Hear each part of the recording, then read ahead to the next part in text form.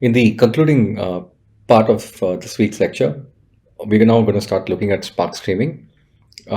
It's another option for the stream processing software component in the streaming architecture that we discussed in the previous week's lecture.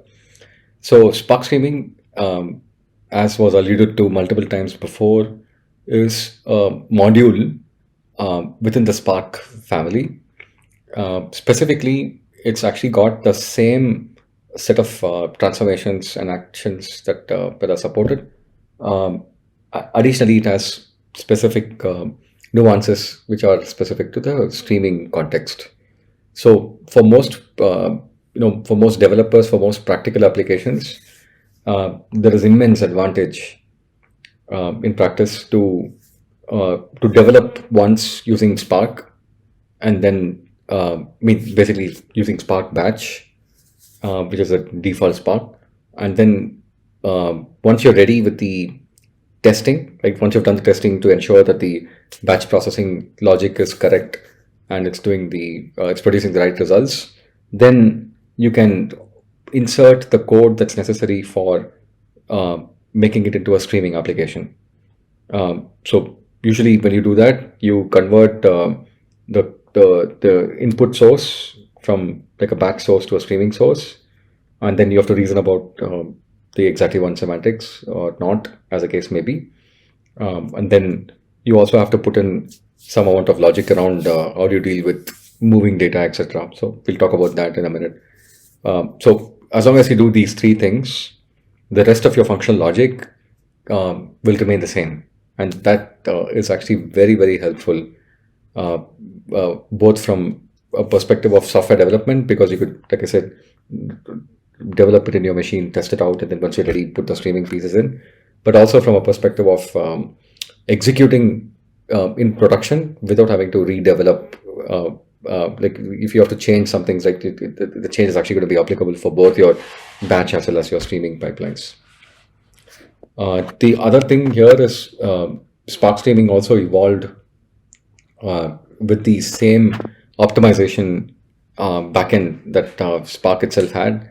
So a lot of knowledge related to how do you performance tune Spark, how do you manage your cluster, how do you do the troubleshooting, etc. All of that carries into Spark streaming as well. So that advantage is immense as well, because you don't need to learn multiple different technologies in order to support a production instance. Okay, so let's get to specifics of what streaming concepts Spark streaming supports. Now, before I talk about what's shown in the slide, which is structured streaming, Spark streaming started off with an older API. That older API was called as DStreams, and that DStream API actually had native connectivity with Kafka, and then provided a mechanism for you to get the data from Kafka and then do some things with it, process it, and so on. The challenge with that API was that it didn't actually have any mechanism that was that was available for guaranteeing exactly one semantics. So remember I said that multiple actors need to come together. Like you have to have Kafka cooperating, you have to have Spark, the stream processing software cooperating, and you have to have the destination databases where the results are stored cooperating in order to get you exactly once. So when DStream API was built, Kafka itself did not have transactions as an option, and because it didn't have that, the DStream API was actually not using was not actually having access to like a mechanism to get data from Kafka in a way that was exactly once. So that was one of the main reasons why DStream was deprecated, and then Spark community started to build this next version, which was called as structured streaming. The other major challenge with DStream was it didn't have effective means of dealing with complex problems related to data that arrived late or data that arrived out of sequence. So remember we spoke about late arriving data in one of the earlier topics, one of the earlier videos. So in the world of streaming, late arriving data is actually even more of a problem, because refreshed data, or basically data as soon as it's originated, is the fundamental assumption of streaming pipelines. And if you don't have that assumption honored, basically if it's violated in certain scenarios, then a lot of assumption driven code goes for a toss, right? So if you've written code that says, like, do a running count, and the running count of orders as an example, and if you now start to get okay, yeah, so you just keep publishing the running count. The running count goes up from, let's say, 10,000 to 15,000 to 20,000 over the course of a day, and then suddenly rather you publish the final count, and that's 20,000 for the day, and then the next day the count starts from zero again, and when you start the next day's processing, you go from 0 to 100 to 200, etc. And then sometime in the morning, early morning, you suddenly get data corresponding to the previous day. If that happens, which what that means is the number 20,000 that you have computed for the previous day's order count is not true anymore, right? But can you go back and change that? And if so, what all needs to change? Like, you have to go back and change it in a database, in a data frame, in the final output that you're producing, whatever, right? So that becomes a challenge to reason about. So late arriving data is actually in general a very, very tricky problem. And in practice, it occurs quite often, right? Because you have multiple systems which need to talk to each other, and sometimes they don't talk immediately. They talk like maybe 5 minutes later than expected. And that also causes late arriving data. So instead of having the developer have to deal with this again and again and again in their own manner, what the Spark developers, the Spark contributors, what they did was to design a mechanism that allowed you to reason about it, right, in a way that was a lot more cleaner than having to individually think about it yourself. So late arriving data was consciously, designed for as part of the read from the source, and in this case, the source is Kafka. So how do you read data from Kafka, or read data from another source that supports late arriving concepts, and then reason about it in a way that was cleaner, right? So with that as a background, let's take a look at structured streaming. So structured streaming is the second major version of the streaming interface. The word structured comes down to the meaning associated with the data being looked at as a data frame, basically as a bunch of rows and columns. So we spoke about data frames when we did Spark Batch, right? When we did ETL by Spark and such. We spoke about how data frame was the fundamental unit within Spark. Obviously, that's the unit of computation that's typically going to be used by the developer, but even more fundamental to it is RDD.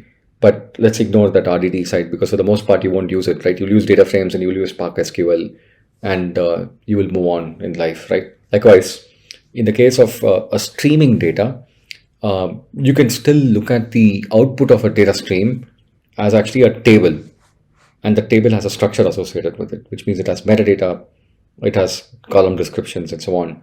The only difference is a stream is always on, which means the stream is always continuously flowing, new data is getting generated, which means the table that is being constructed by structuring the data is unbounded.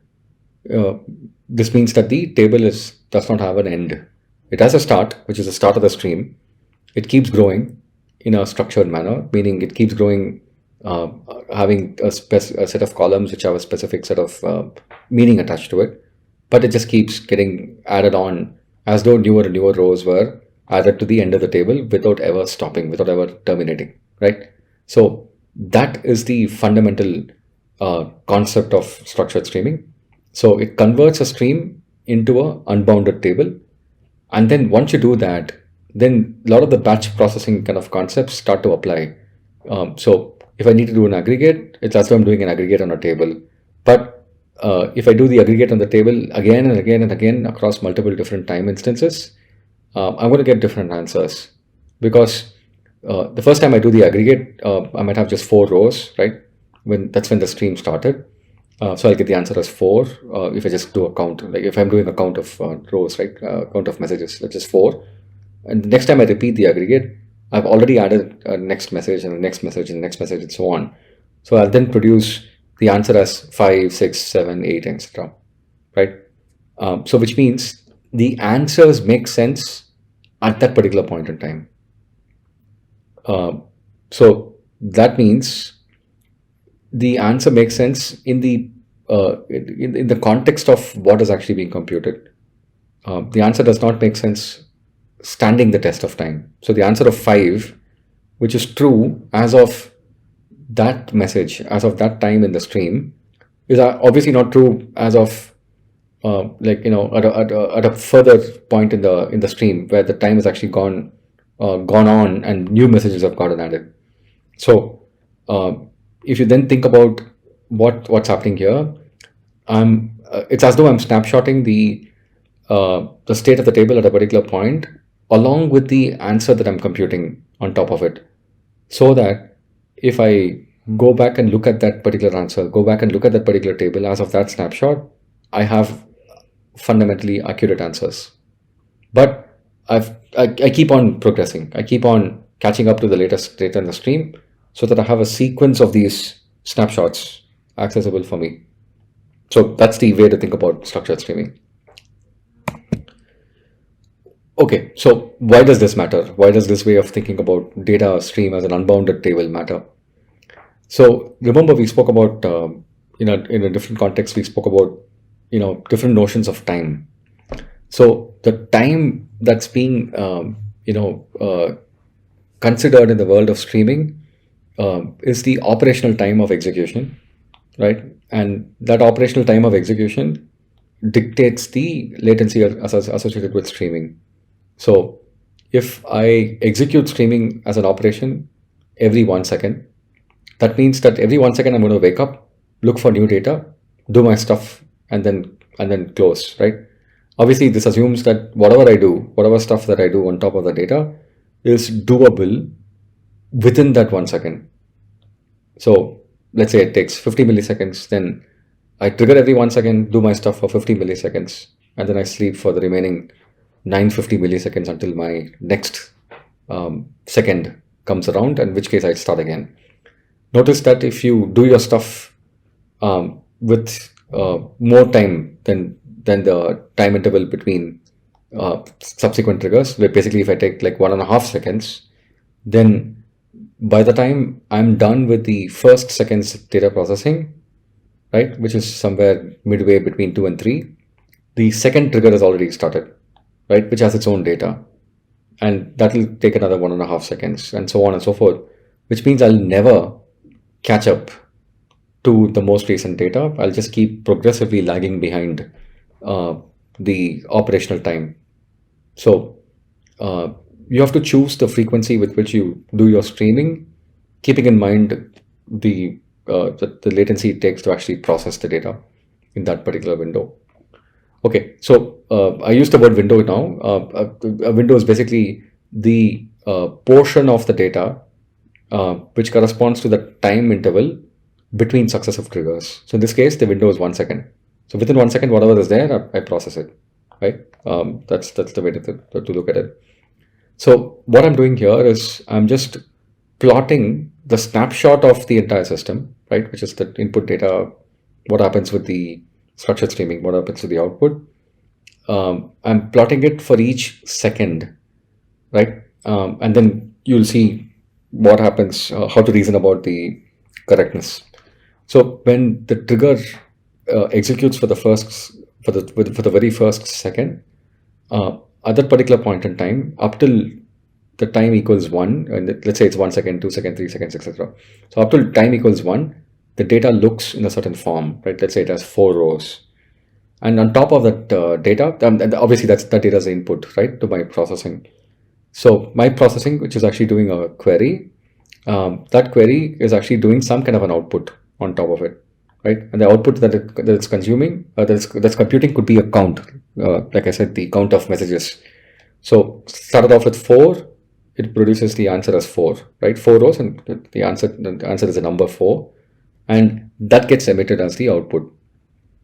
The next second, let's say it takes only like 50 milliseconds to execute, which is great. So then once the answer is computed, then it goes quiet. And then the next second comes around. At that point, it's triggered again.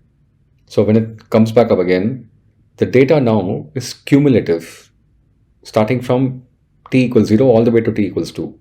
So from 4, now I have maybe 6. Two more rows have been added. So now if I compute the same answer, the answer is 6. So when I go back and compute the output, what number I put in? I put out the number as 6. Now, that output is 6 because I'm using a particular mode of operation that's called as the complete mode, right? If instead I use only the mode of operation that's called as update, then only the differential in the data corresponding to what was previously already computed, only the differential gets picked up, and only that is sent through the query, and then the result comes out. In that kind of a scenario where it's I think it's called update mode or incremental mode, the answer is actually 2, because only 2 more rows are added to it. The 4 has already been emitted as the previous answer. So you can control whether the full data is looked at or not based on the output mode. Obviously, the query will not need to change in this case because the operation is capable of acting on partial data as well. But some other type of query might need to actually factor in that logic, right? Like the running count as an example. So then the third second when it fires up, obviously the data has increased a bit more. So from 6 it's become, let's say, 9, and then again based on the output mode, you would either emit out the answer as 9 or emit out the answer as 3. Based on the update. Now, one interesting thing in this update is there is actually a third mode which only looks at what has changed since the previous time. So some input data sources could have mutable data, in which case the data itself could be compared. So what Spark is doing within structured streaming is that even though more data is available and some of the data is appended, it's actually comparing the data as well and to see whether there is actually something changed. If it's changed, let's say 2 of the 4 rows have changed in trigger 2, then those 2 along with the 2 which have been added get combined together, and then you get the final answer as 4 in that kind of a scenario. So the output mode matters with respect to how you process the data. So let's take a look at another example here. I'm using the Linux utility called as NC.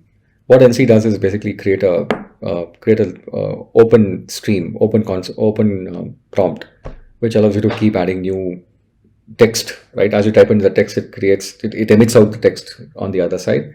So now if you have a structured streaming program which listens to the NC, which listens to basically the console input, then it's getting a stream like this as and when you type. Let's take the example that you're now computing not row count, but you're computing word count, right? So every message here is a collection of words. So you're doing message parsing, word tokenization, and then you're doing an aggregation on top of the tokens.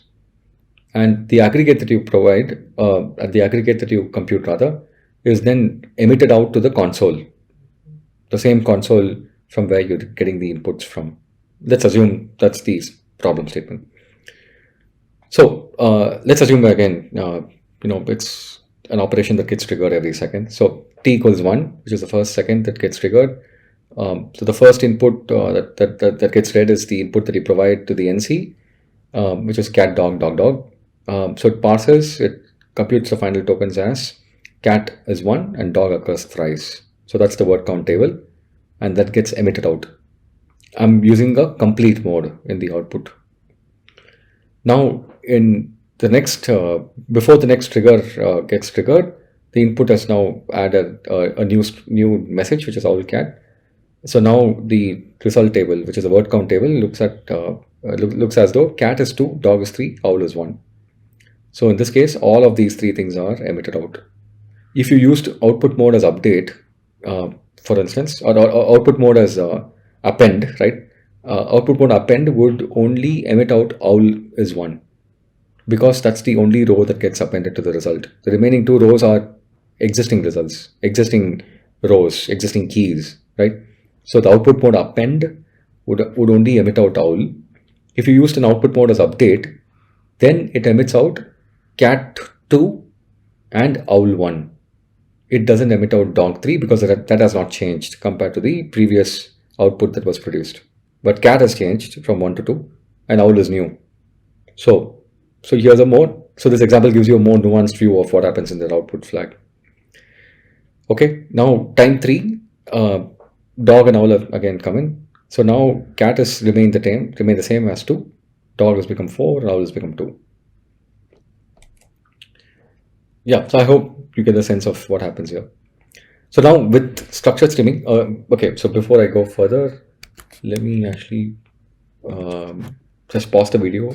I'll go through some specific syntax associated with structured streaming, which is very important for you to understand based on the documentation.